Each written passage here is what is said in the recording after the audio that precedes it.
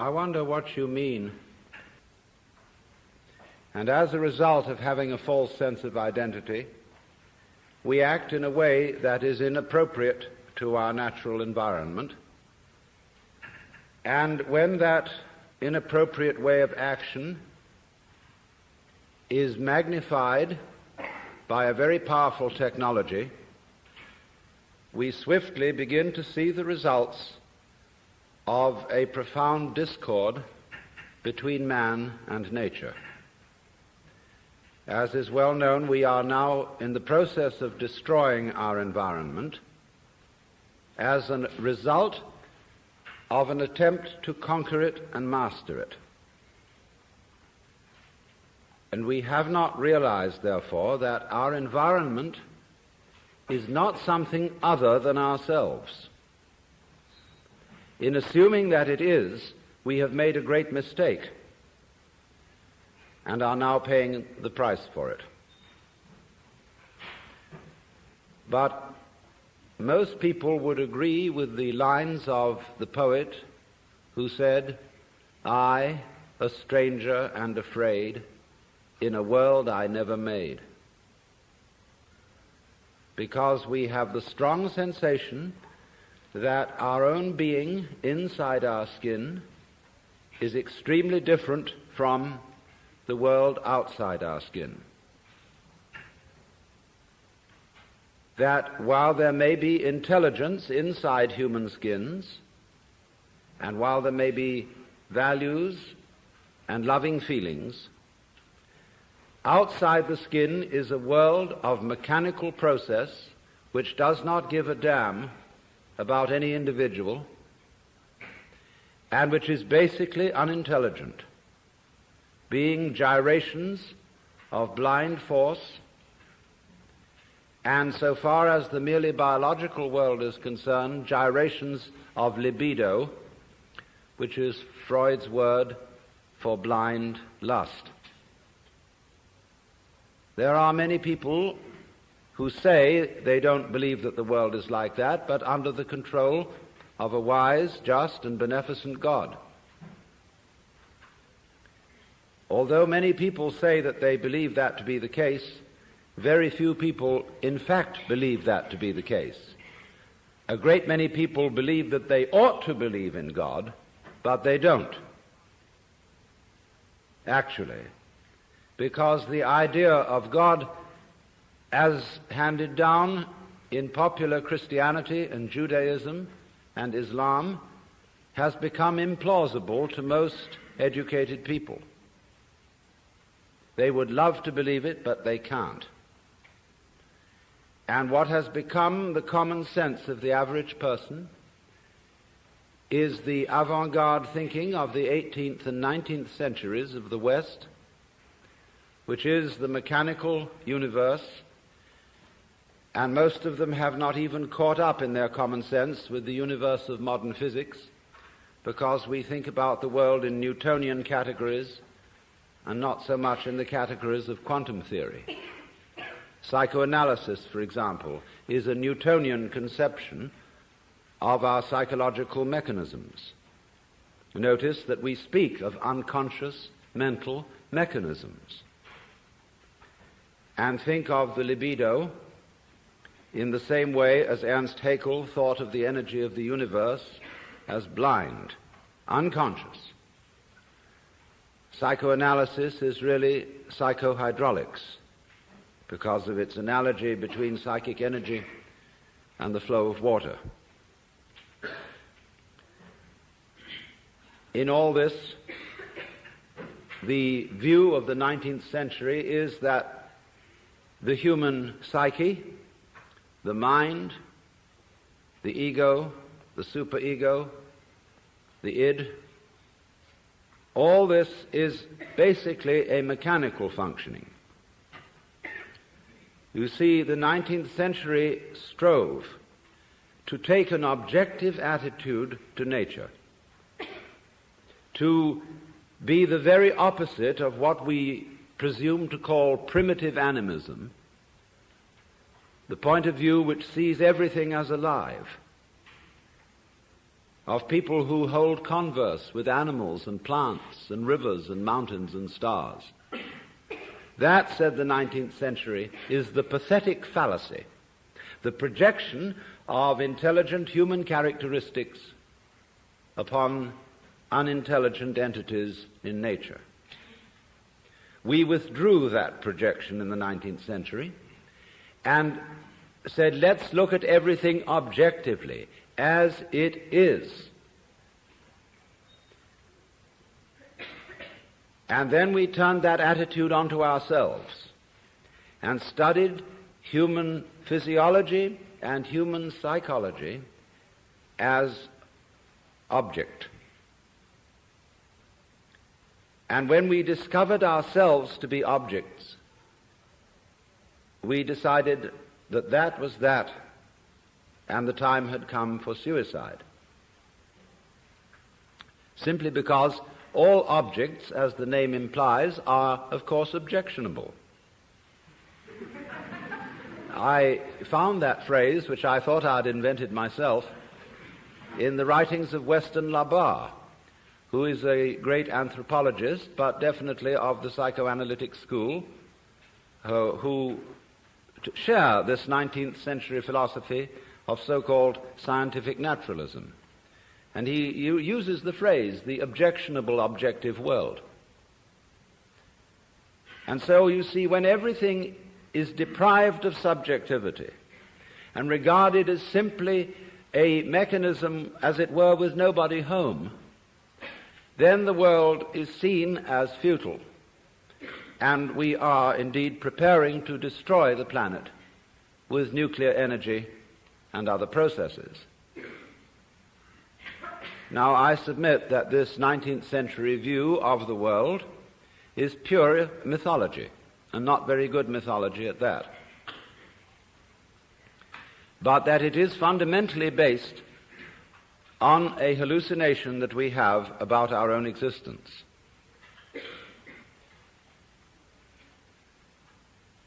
It should be obvious that the human being goes with the rest of the universe. Even though we say in popular speech, I came into this world. Now, it is not true that you came into this world. You came out of it. In the same way as a flower comes out of a plant, or a fruit comes out of a tree. And as an apple tree apples, the solar system in which we live, and therefore the galaxy in which we live, and therefore the system of galaxies in which we live, that system peoples. And therefore people are an expression of its energy and of its nature. If people are intelligent, and I suppose we have to grant that if, then the energy which people express must also be intelligent, because one does not gather figs from thistles and grapes from thorns. But it does not occur, you see, to the ordinary civilized person to regard himself or herself as an expression of the whole universe. It should be obvious that we cannot exist except in an environment of earth, air, water, and solar temperature, that all these things go with us and are as important to us, albeit outside our skins, as our internal organs, heart, stomach, brain, and so forth. Now, if then we cannot describe the behavior of organisms without at the same time describing the behavior of their environments, we should realize that we have a new entity of description. Not the individual organism alone, but what would now be called a field of behavior, which we must call rather clumsily the organism environment. You go with your environment in the same way as your head goes with the rest of your body. But it's funny, isn't it? When we think of a person, say you suddenly think of your mother, what do you think of? the face. And we're used to representing people in the newspapers, in magazines, in books, and in art galleries with a head and shoulders portrait. We think that the feet, the legs, the behind, the torso, all that is somehow irrelevant. But you see, here's this truncated face. That's the person. The face. Like we say, put a good face on it. Save face. A front. And oddly enough, the very word person is the Latin persona, that through which sound passes. And it refers to the megaphone mask worn by actors in Greco-Roman drama. The dramatis personae, the list of the characters to appear in the play, is originally the list of masks that will be worn. And therefore your person, your personality, your face is your mask. And the question is, therefore, what is behind the mask? Well, notice that the whole body goes with this face. You do not find in nature faces arriving in the world sui generis. They go with a body. But also bodies do not arrive in a world which would be, for example, a plain ball of scrubbed rock floating without an atmosphere far away from a star. That will not grow bodies. There is no soil for bodies. There is no complexity of environment which is body producing. So bodies go with a very complicated natural environment. And if the head goes with the body and the body goes with the environment, the body is as much an integral part of the environment as the head is part of the body. It is deceptive, of course, because the human being is not rooted to the ground like a tree. The human being moves about and therefore can shift from one environment to another. But these shifts are superficial. The basic environment of the planet remains a constant. And if the human being leaves the planet, he has to take with him a canned version of the planetary environment. Now, we are not really aware of this. Upon taking thought and due consideration, it does occur to us, yes, indeed, we do need that environment. But in the ordinary way, we don't feel it. That is to say, we don't have a vivid sensation of belonging to our environment in the same way that we have a vivid sensation of being an ego inside a bag of skin, located mostly in the skull, about halfway between the ears and a little way behind the eyes. And since we feel that way, and it is not the way we exist, this is why I call it a hallucination. And it issues in these disastrous results of the ego, which, according to 19th century common sense, feels that it is a fluke in nature, and that if it does not fight nature, it will not be able to maintain its status as intelligent fluke. So the geneticists are now saying, and many others are now saying, that man must take the course of his evolution into his own hands. He can no longer trust the wiggly, random, and unintelligible processes of nature to develop him any further, but he must interfere with his own intelligence and through genetic alterations breed the kind of people who will be viable for human society and that sort of thing. Now this, I submit, is a ghastly error, because human intelligence has a very serious limitation. That limitation is that it is a scanning system of conscious attention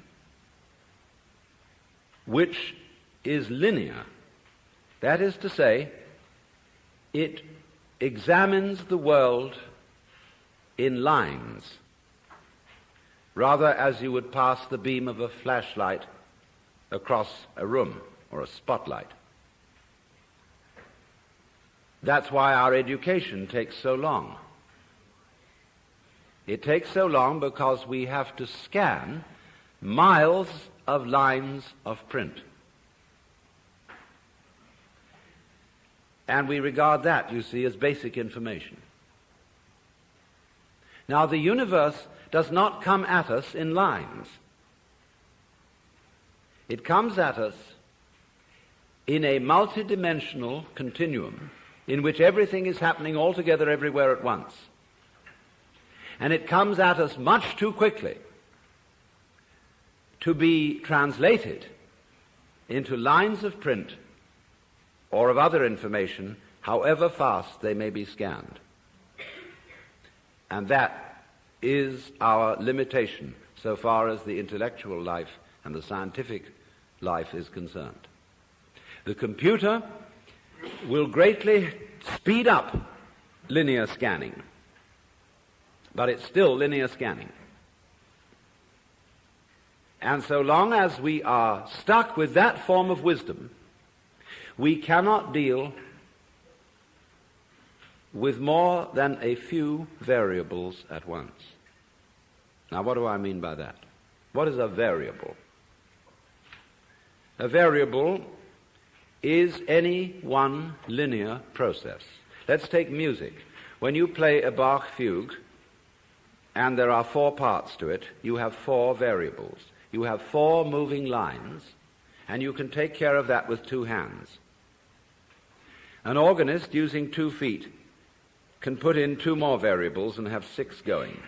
And you may realize, if you've ever tried to play the organ, that it's quite difficult to make 6 independent motions go at once. The average person cannot do that without training. The average person cannot deal with more than 3 variables at once without using a pencil. Now, when we study physics, we are dealing with processes in which there are millions of variables.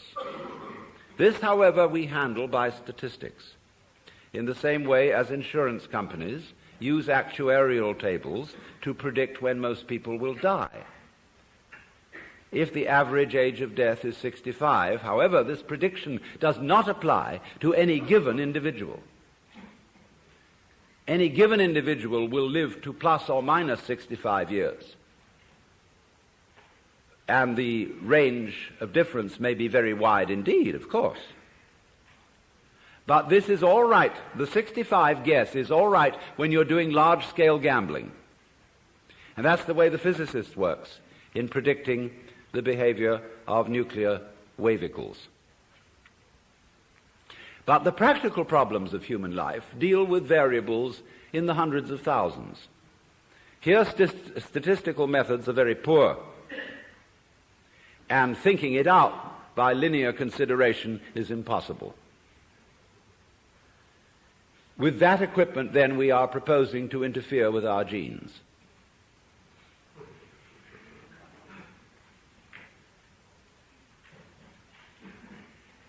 And with that equipment also, be it said, we are trying to solve our political, economic, and social problems. And naturally, everybody has the sense of total frustration. And the individual feels, well, what on earth can I do?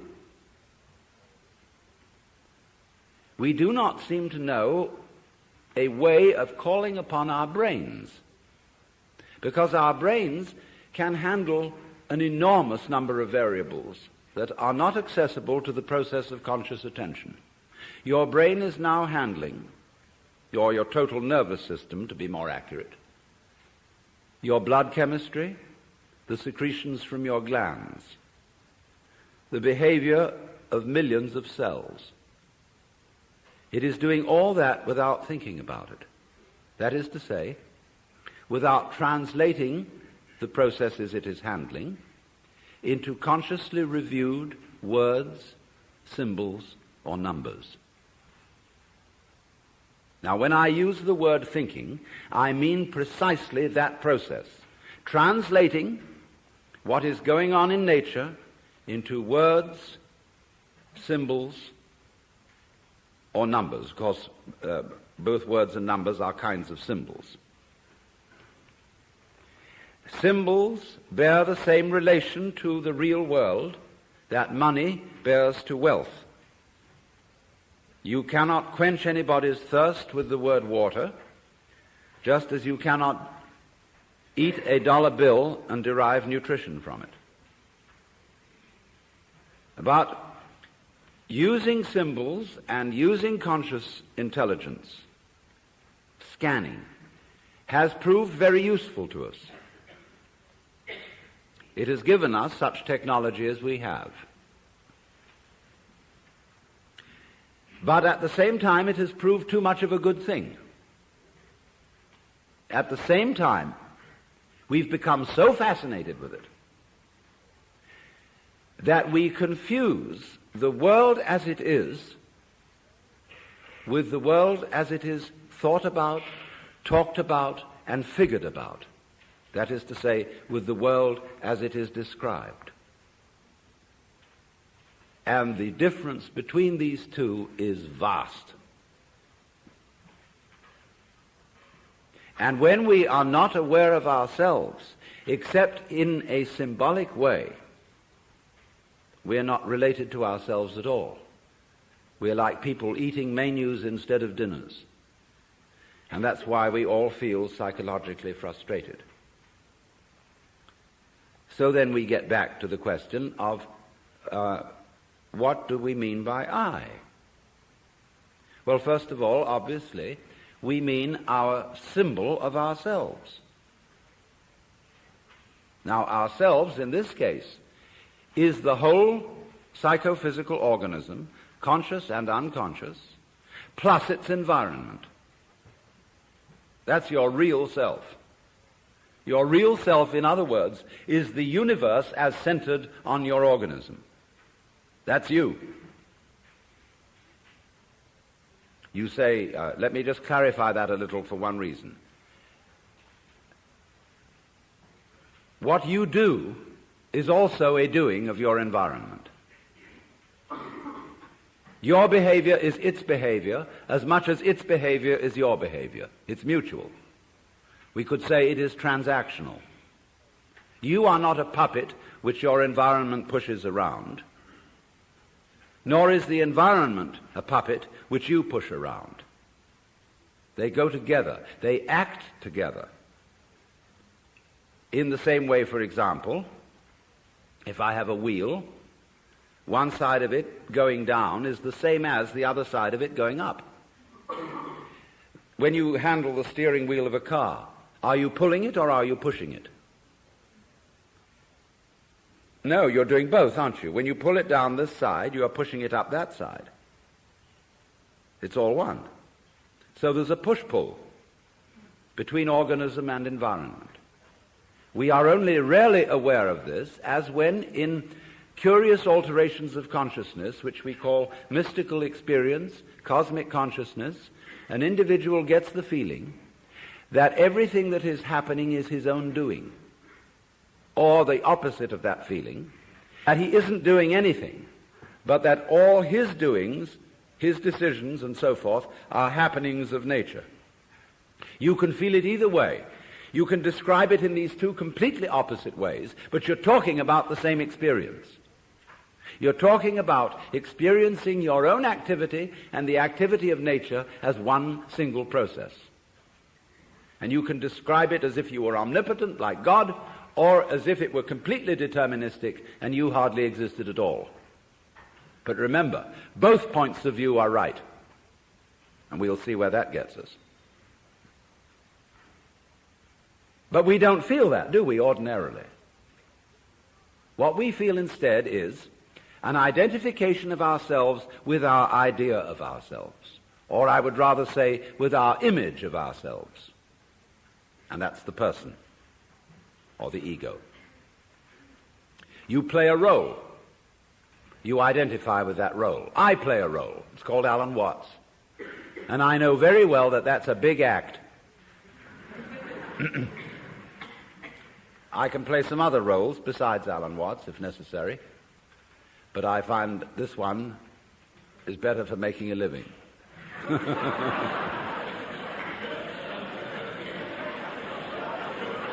But I assure you it's a mask, and I don't take it seriously.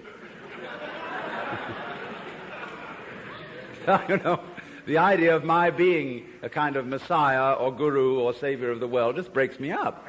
Because I know me.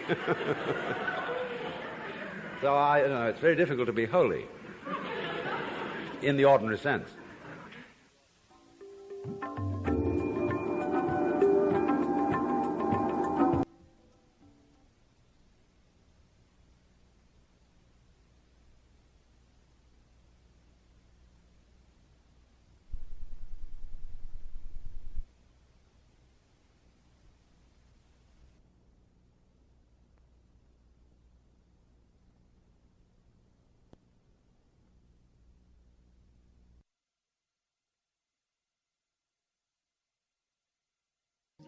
I don't think I need to tell you that in a very special and peculiar way, Western man is hung up on sex.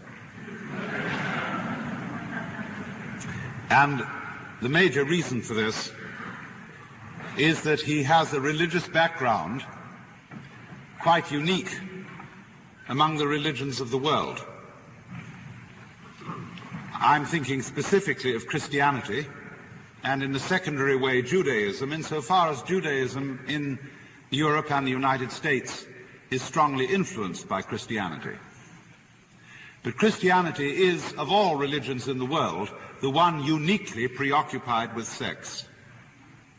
More so than priapism, more so than tantric yoga, more so than any kind of fertility cult which has ever existed on the face of the earth. There has never, never, never been a religion in which sexuality was so important.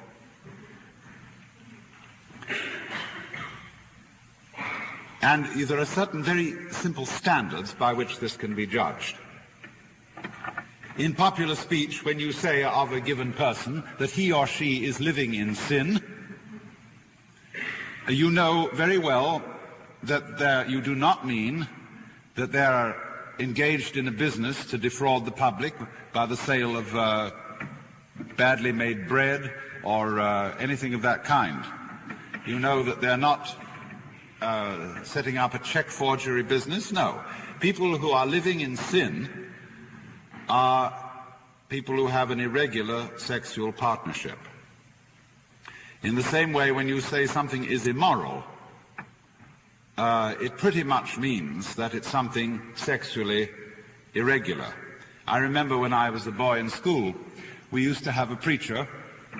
He came to us every year, the same man, once a year, and he always talked on the subject of drink, gambling, and immorality. I remember the way he rolled it round his tongue, and it was very clear what immorality was. And also, I might point out that, present company accepted, the Unitarian Church being somewhat unusual, most churches in America and in England and in other parts of the Western world are, frankly, sexual regulation societies. They occasionally get excited about other moral issues, but really not very much. In other words, when you ask, what can people get kicked out of church for? Let's suppose you consider important ministers, bishops, priests, and so on. They can live in envy, hatred, malice, and all uncharitableness and be in perfectly good standing. But the moment anything about their sexual life becomes a little unusual, out you go. And that's about the only thing you can go out for. You study, for example, a Roman Catholic manual of moral theology. These manuals of moral theology are technical books about sins of all kinds, just exactly what they are, how they're done, how grave they are. mostly for the advice of confessors. And they're always arranged according to the Ten Commandments. And when they get to the commandment, thou shalt not commit adultery, the volume expands like this. In fact, it occupies 2/3 of the whole book. All the details. So we have, in a very special way, got sex on the brain, which isn't exactly the right place for it.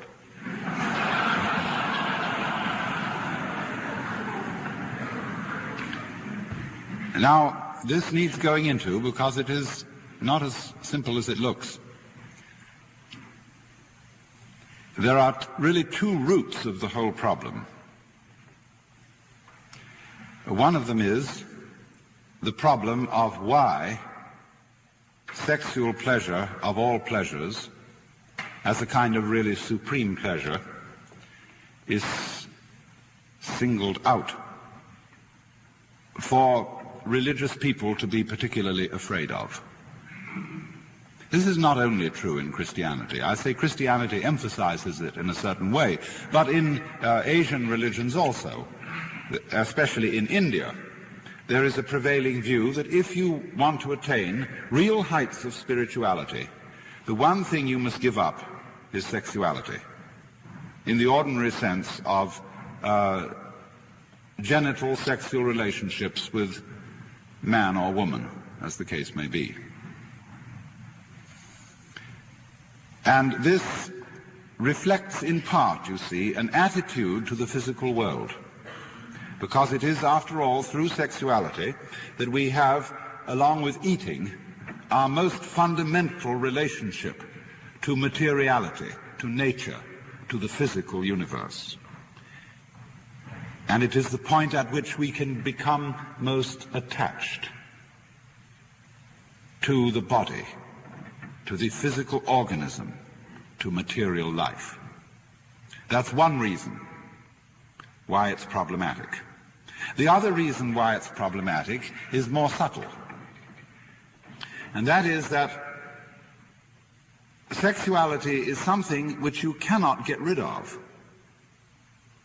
Do what you may, life is sexual, in the sense, for example, that you are either male or female.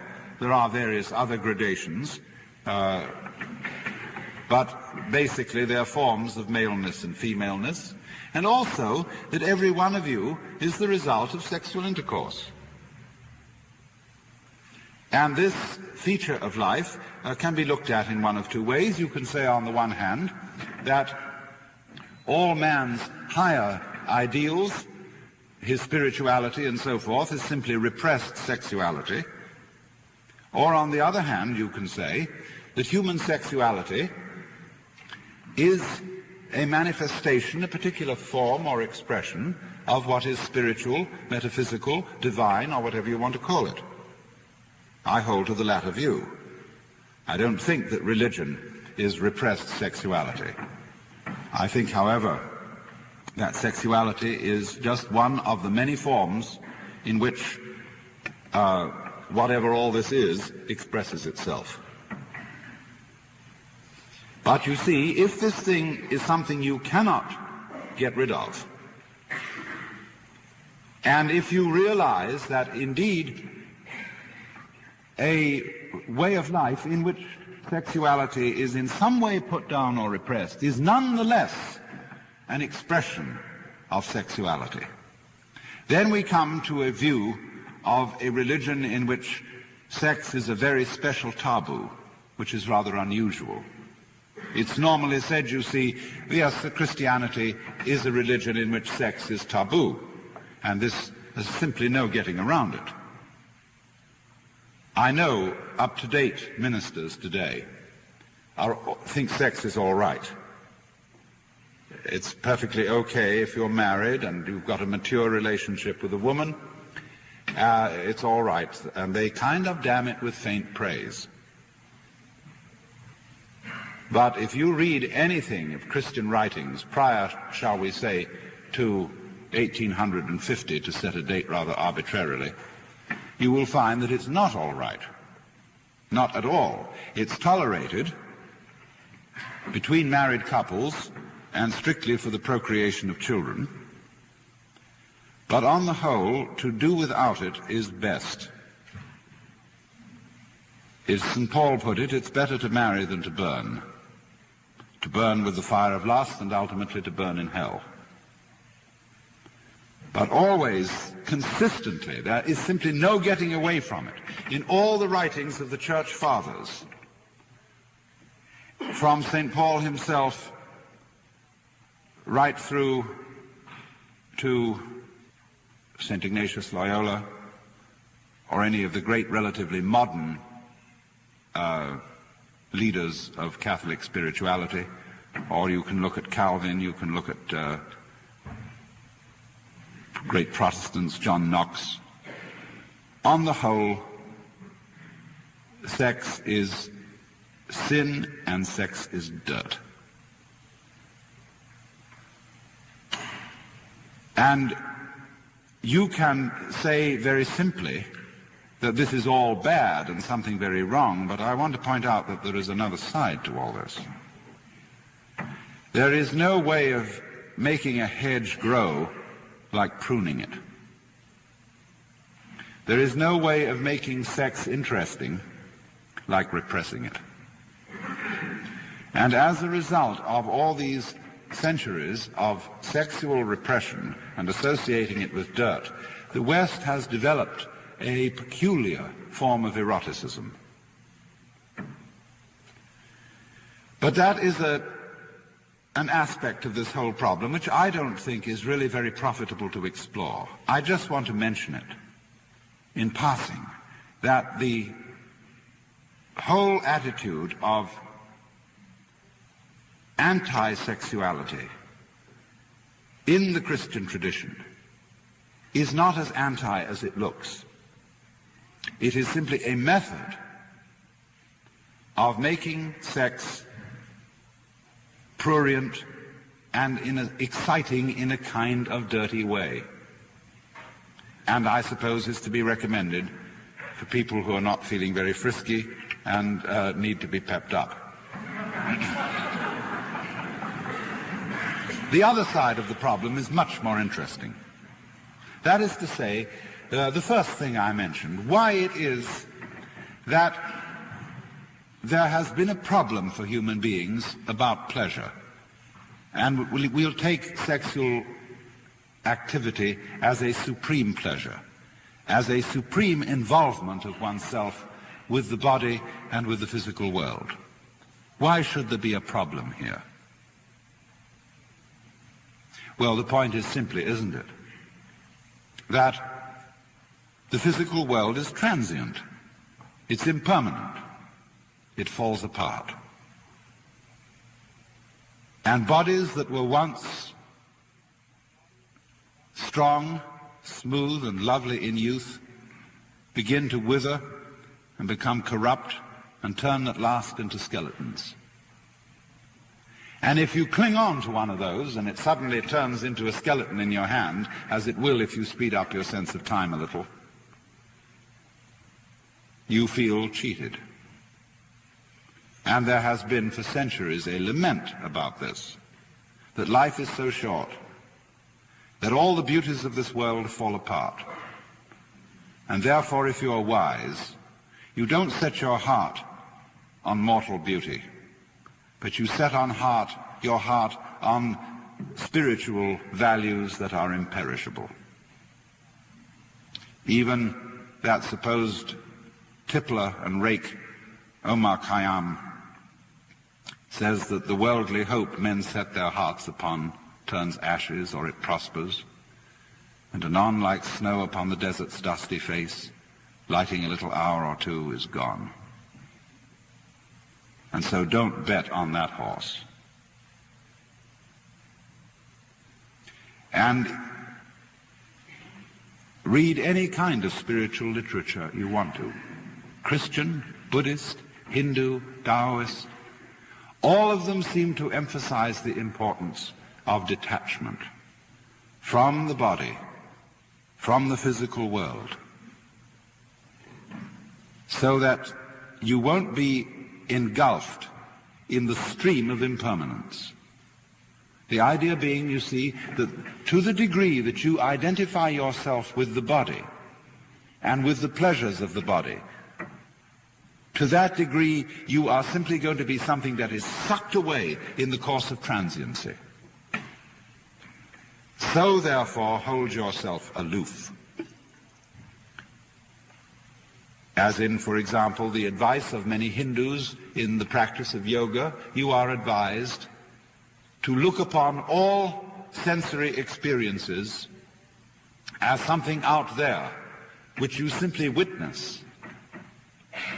You yourself identify yourself with the eternal, spiritual, unchanging self, the witness of all that goes on, but who is no more involved in it than, say, the smoothness or the color of a mirror is affected by the things which it reflects.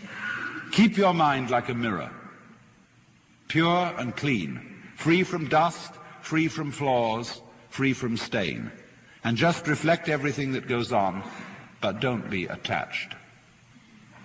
You will find this all over the place. But it has always seemed to me that that attitude of essential detachment from the physical universe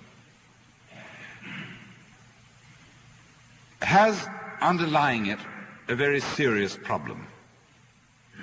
The problem being, why a physical universe at all in that case? If God is in some way responsible for the existence of a creation, and if this creation is basically a snare, why did he do it?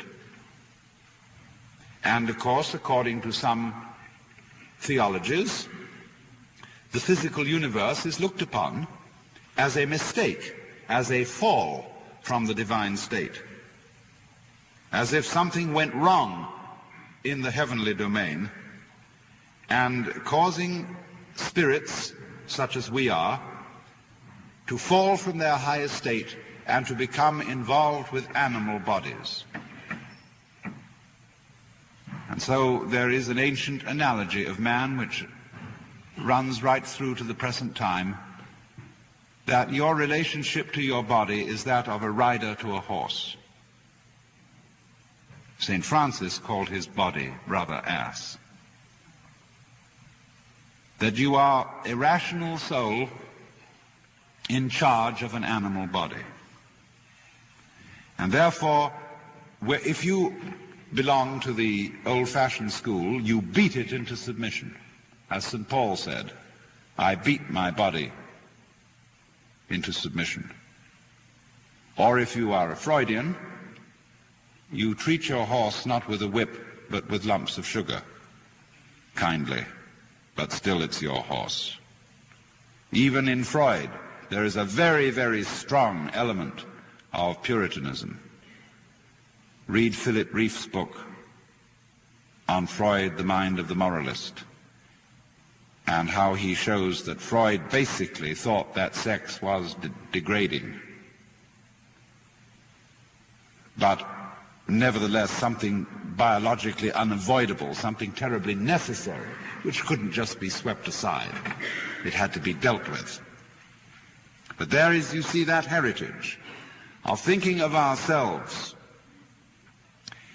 as divided, the ego as the rational soul of spiritual origin, and the physical body as the animal component. And therefore, all success in life, spiritual success, requires the spiritualization of the animal component, the sublimation of its dirty and strange urges, so that it's thoroughly cleaned up. I suppose the ideal sexual relationship of such persons would be held on an operating table under disinfectant sprays.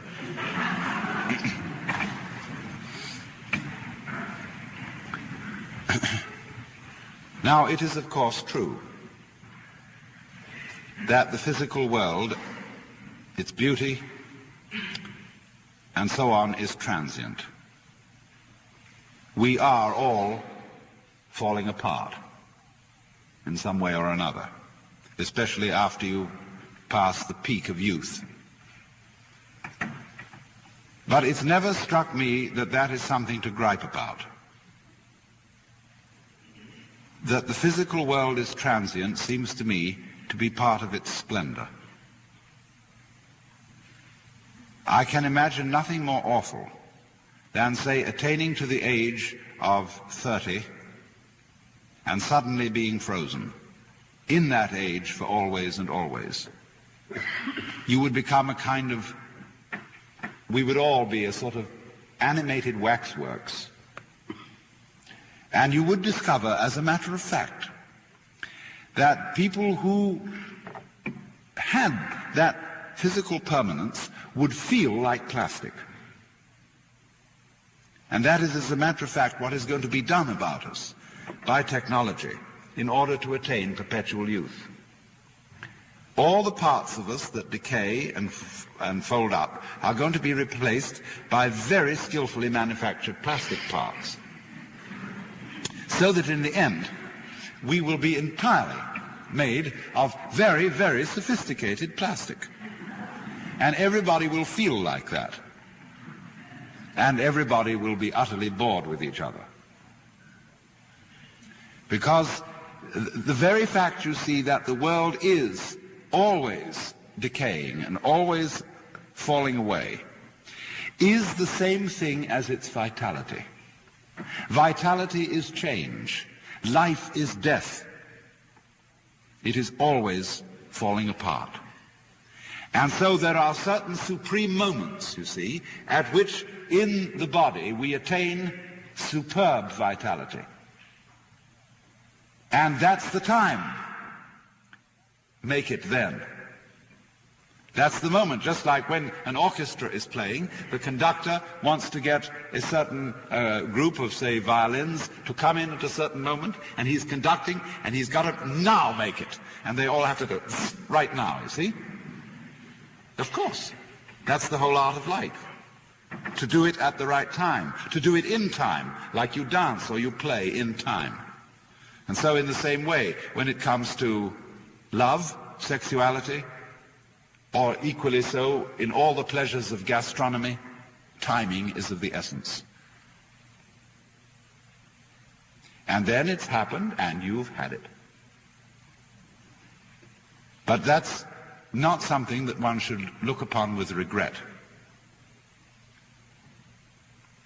It only is something regrettable if you didn't know how to take it when it was timely. And this is really the essence of what I want to talk to you about. Because you see, to be detached from the world, in the sense that Buddhists and Taoists and Hindus will often talk about detachment, does not mean to be non-participative.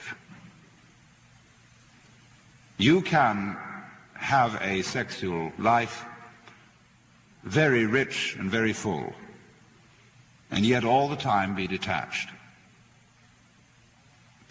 By that I don't mean that you just go through it mechanically and have your thoughts elsewhere. I mean a complete participation, but still detached. And the difference of the two attitudes is this. On the one hand, there is a way of being so anxious about physical pleasure, so afraid that you won't make it, that you grab it too hard. That you just have to have that thing. And if you do that, you destroy it completely. And therefore, after every attempt to get it, you feel disappointed. You feel empty, you feel something was lost. And therefore you want it again. You have to keep repeating, because you never really got there. And it's this that is the hang-up. This is what is meant by attachment to this world in an evil sense. But on the other hand, pleasure in its fullness cannot be experienced when one is grasping it. I knew a little girl to whom someone gave a bunny rabbit. She was so delighted with the bunny rabbit and so afraid of losing it that taking it home in the car, she squeezed it to death with love. And lots of parents do that to their children, and lots of spouses do it to each other.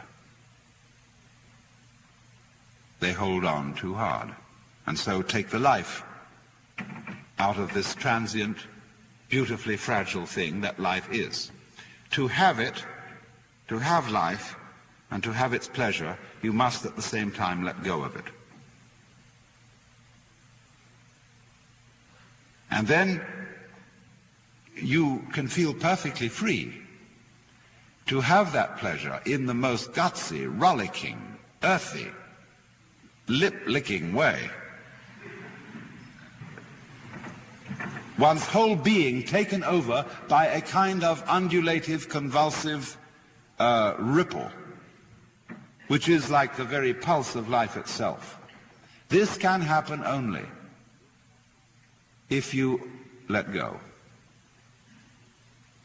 If you are willing to be abandoned. It's funny, that word, abandon. We speak of people who are dissolute as being abandoned, but we can also use abandon as the characteristic of a saint.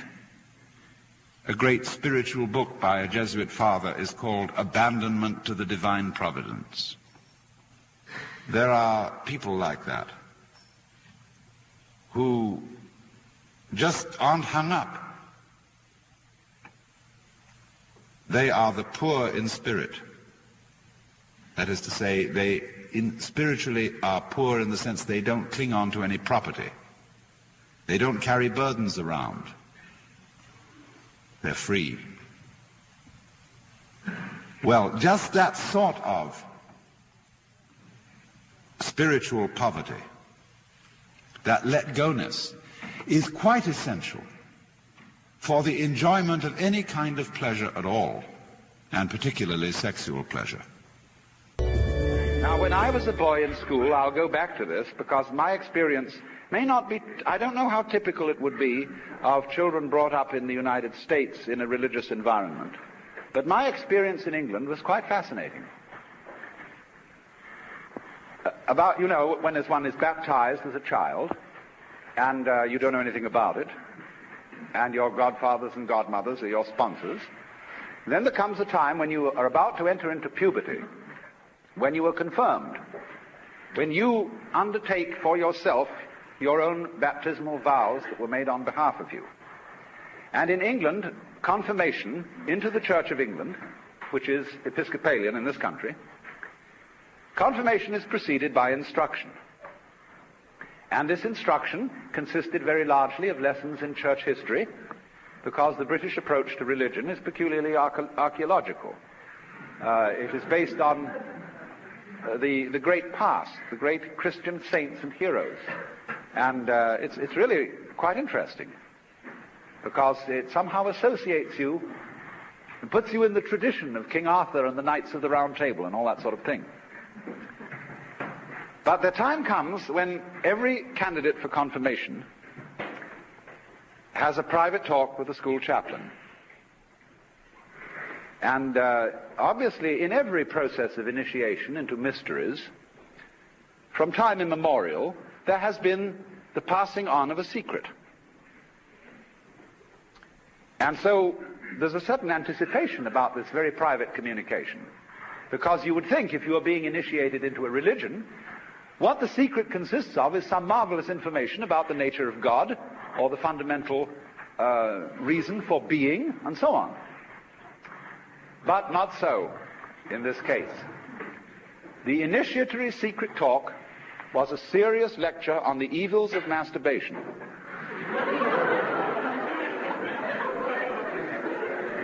What these evils were not clearly specified. And so, but it was vaguely hinted that ghastly diseases would result. And so we used to, in a perverse way, enjoy tormenting ourselves with imaginations as to what kind of terrible venereal diseases, epilepsy, tuberculosis, and the great Siberian itch would result from this practice. Now, the extraordinary thing about it is this, that the very chaplain who gave these lectures had in his own upbringing been given the same lecture by other chaplains, and this went back some distance in history, I imagine, and they all knew perfectly well that one of the characteristic behavior patterns of adolescence is ritual defiance of authority. But you have to make some protest against authority, and in this you are in league with all your contemporaries, your peer group. And nobody, of course, would dream of giving anybody else away, because that would be to be a tattletale, a skunk, definitely not one of the boys. And so, therefore, quite obviously, masturbation provided the ideal outlet for this ritual defiance, because it was fun, it was also an assertion of masculinity, and it was very, very wicked.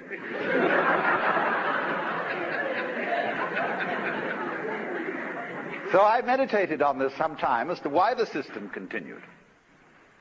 And I came to the realization that the Christian put-down of sex is an extremely mysterious thing. In the religious background of the Western world, we have in the main two traditions, one Semitic and one Greek. So far as the Semitic tradition is concerned, the material world and sexuality are definitely good things. Both Jews and Muslims think that God's creation of beautiful women was a grand idea. In the Arabic book, which is their Islamic version of the Kama Sutra, known as the Perfumed Garden, the book opens with a prayer to Allah, which is a thanksgiving, a very full, detailed thanksgiving for the loveliness of women, with which Allah has blessed mankind. And in the book of Proverbs, we are enjoined to enjoy our wives while they are young. But on the whole, it is the Semitic belief that sexuality is justified solely for purposes of reproduction of the species. This makes it good in the eyes of God, and sexual energy should not really be wasted for other purposes. That's the limitation put on it. Now, on the other hand, we have a Greek tradition, which is peculiar in that it is strongly influenced by a dualistic view of the universe, in which material existence is conceived as a trap, as a fall into turgid, clogging matter, which is antagonistic to the lightness and freedom of the spirit. And therefore, for certain kinds of Greek religion, among which we must name the Orphic mysteries, the Neoplatonic point of view, and the later Gnostic points of view, being saved means being delivered from material existence into a purely spiritual state. From this point of view, sexual involvement is the very archetype of material involvement. Mater, mother, matter, matter are really the same word. And so the love of woman is the great snare. This is incidentally a doctrine invented by men.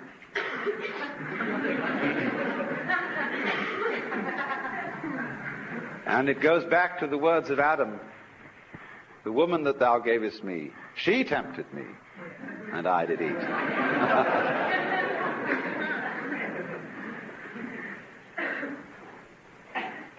Now, in the development of Christian theology, from approximately the time of St. Paul through the beginning of the Renaissance,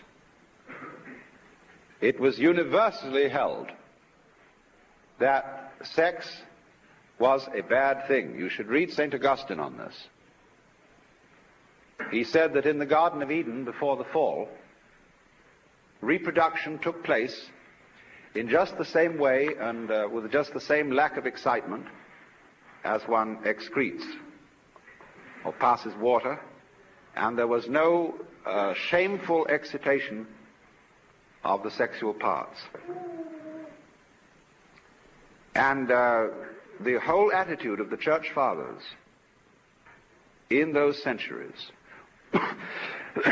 was that the virgin state was immensely superior spiritually to the married state, and that sexual relationships were excusable only within the bonds of marriage and for the sole purposes of reproduction. And the manual, the moral penitentiaries of the theologians of the Middle Ages list all sorts of penances that must be said even by married couples who performed sexual intercourse on the night before attending Mass, worse still before receiving Holy Communion, and of course it must utterly be avoided on certain great church festivals. So although in theory marriage is a sacrament which somehow blesses this peculiar relationship, there is a definite attitude that it is, after all, dirty and not very nice. Now you must realize, too, that in those days the institution of marriage was not what it is today. Marriage, at the time of the rise and development of Christianity, was a social institution for alliances between families. You did not marry the person of your own choice except under the most peculiar circumstances. You married the girl your family picked out for you, and they thought it over carefully from its political point of view as well as from the point of view of eugenics, and whether this was a good healthy girl and whether this was a good healthy man, and they had an economic bargaining about it, and you married this girl. You weren't necessarily in love with her. And it was perfectly well understood in the secular world that on the side you had other arrangements. You had, if you could afford them, concubines, or even second and third and fourth wives. And these subsidiary wives were, there was a somewhat more choice open to you in getting those than in the first one. First one is definitely a family arrangement. Now that's the context of it, don't forget that. So what the church was saying was only that woman should be your bedfellow whose marriage has been arranged by paternal authority. The idea of romantic love does not arise in connection with marriage until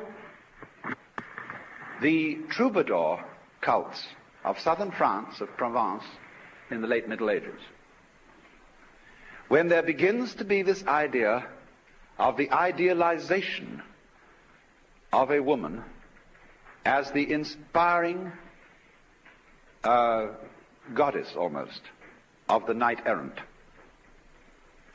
Dante's Beatrice is the inspiring woman who leads him to heaven. Now, historians are not agreed as to whether the lady loves of the chivalrous knights were in fact their mistresses, or whether they were simply idealized women. But the influence of the cult of romantic love on the West was profound. And it brought about a weird combination of ideas. One, The notion of the married state being the only licit relationship in which sexual play might be carried on. And two, the notion that the girl you marry should be the one you've fallen in love with. Two more ill-adjusted ideas could hardly be put together.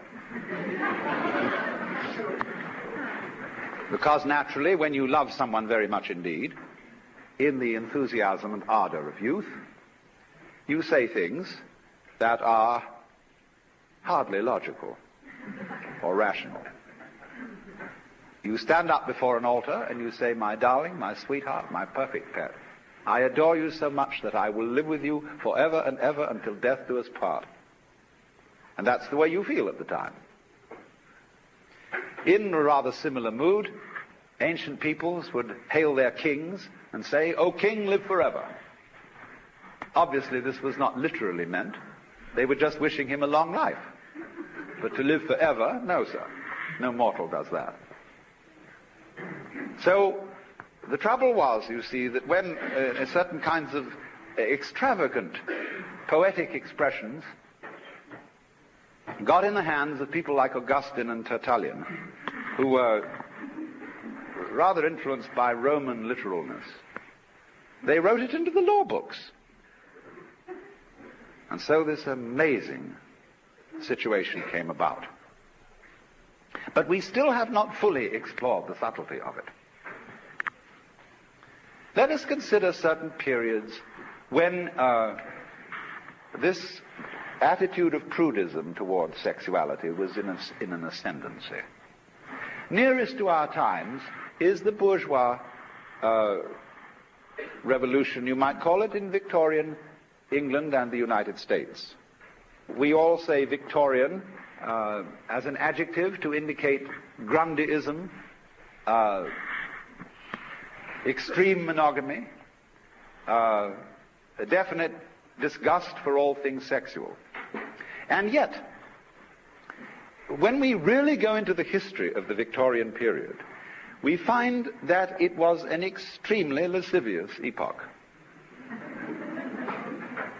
One has only to look at the lushness of Victorian furniture to realize that chairs are disguised women.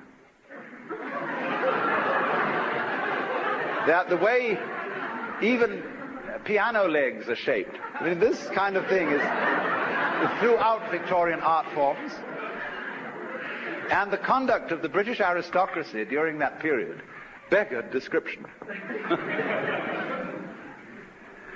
People like Freud and Havelock Ellis made a certain mistake.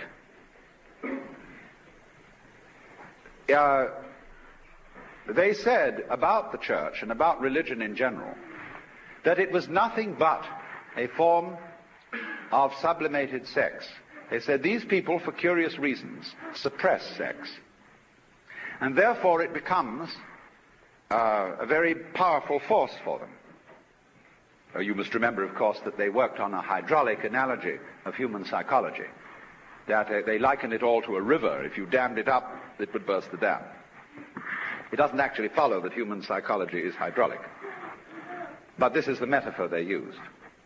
Now, they said the church has repressed sex. But actually, if you look at its symbolism, it is nothing but an expression of sex. Everything is reduced to libido as the fundamental reality. And the church replied, it's nothing of the kind. We deny this. We think that this reduction of everything to sex is just a way of attacking holy things. And on the contrary, we would say that people who are fascinated with sex and make it their god are repressing religion. Now, the problem in this debate, everybody missed the boat. The church should have been in a position to say to Freud, well, of course, thank you very much. Yes, indeed, our symbolism is sexual. The steeples on our churches, the vesicle-shaped windows and so heraldic shields on which we put images of the crucifix or the Virgin Mother of God. These are all quite plainly sexual. But you see, the sexual biology, in its turn, reveals the mysteries of the universe. Sex is not mere sex. Sex is a holy thing, and is one of the most marvelous revelations of the divine. But imagine, the church just couldn't say that. If you look at Tibetan Buddhist iconography, their images, or you look in Hindu temples, you will find things that Europeans and Americans have never been able to understand. Here are images of Buddhas and of the gods engaged in amazing diversions with their female counterparts. And everybody thinks that these are kind of dirty sculptures. Now, they're nothing of the kind. They are saying to the people who look at them, the play of man and woman is on that level, on the level of biology, a reflection of the fundamental play of the cosmos. The play of the positive and negative principles, of the light and the dark, of the mental and the material. They all play together. And the function of sexual play is not merely the survival and utilitarian function of reproducing the species, as it is among animals to a very large extent. What peculiarly distinguishes human sexuality is that it brings the partners closer and closer to each other in an intense state of united feeling. In other words, it is a sacrament, the outward and visible sign of an inward and spiritual grace bringing about love. And so, if that is peculiar to human beings, it is perfect nonsense to degrade human sexuality by saying it should only be carried on in the way that the animals do theirs, because they have not yet, as it were, evolved to the place where sex is the sacramental expression of man and woman's love. And this love, in that sense, is a kind of enthusiasm, which means a being possessed by the divine. Falling in love, although considered by practical people to be a sort of madness, is actually the same sort of thing as the mystical vision, a grace. And in its light, we see people in their divine aspect. When, as the song says, every little breeze whispers Louise, there is a sort of extraordinary state of mystical intoxication in which the ideal woman has become the goddess, which is, from one point of view, what every woman is, if you see her with the scales off your eyes. And likewise every man seen with the scales off her eyes. So, what happened then as a result of this historical situation was mutual name-calling between the proponents of religion and the proponents of scientific naturalism, such as Freud and Havelock Ellis, and in our own times Albert Ellis, and people of that kind. They've never got together because they've never understood, neither the church nor the opponents of the church have clearly understood that the secret or unconscious motivation of sexual repression is to make it all the more interesting. And on the other side, it has not been clearly understood that the sexual biology and all that goes with it is a figuring forth on the level of biology, of what the whole universe is about. Ecstatic play. So as a result, there has been a kind of compromise. Today in ecclesiastical circles, sex is being damned with faint praise. People are saying, after all, yes, sex was made by God, and we should remember the Jewish point of view. And it is perhaps for something more than reproduction, to bring about the cementing of the marriage ties between husband and wife. But still in practice, it remains the frightening taboo. On the other hand, the opposition to Christian prudery goes overboard and always moves in the direction of total license. You see, what's going on is a contest between the people who want the skirts pulled down to the floor and the people who want them pulled up to the neck. And you know, you've got to draw the line somewhere. But the play between these forces is, where are we going to draw it? Well, that's very exciting. Provide neither side wins. I mean, imagine what it would be like if the libertines won.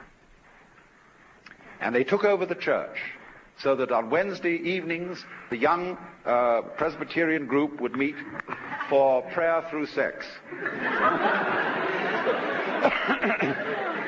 Every child would go to the school physician for a course in hygienics, and they would have classes, and they'd have plastic models, and all the children would do it in class, in very clean, hygienic circumstances, all sprayed with rubbing alcohol. Everything would be fine. Imagine how boring it would all become. So you see, the people who say, no, modesty is important, have something right about them. But they mustn't be allowed to get away with it. But they mustn't be obliterated. You see, life works that way. Let's take an entirely different analogy. Let's take a given biological group, a species we'll call A. It has a natural enemy, B. Now, one day, A gets furious at the natural enemy, B, and says, let's obliterate it. And they gather their forces, and they knock out their natural enemy. Well, suddenly, after a while, they begin to get weak. They get overpopulated. There's nobody around to eat up their surplus creatures, and they don't have to keep their muscles tensed against any enemy, and they begin to fall apart because they destroyed their enemy. What they should do is cultivate the enemy. That's the real meaning of love your enemy. There is such a thing as a beloved enemy.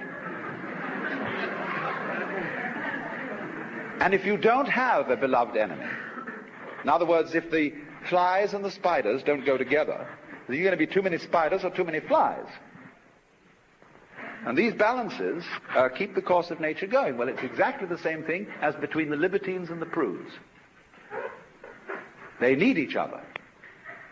And you should thank, if you've got a prudish father and mother, you should be very grateful to them for having made sex so interesting.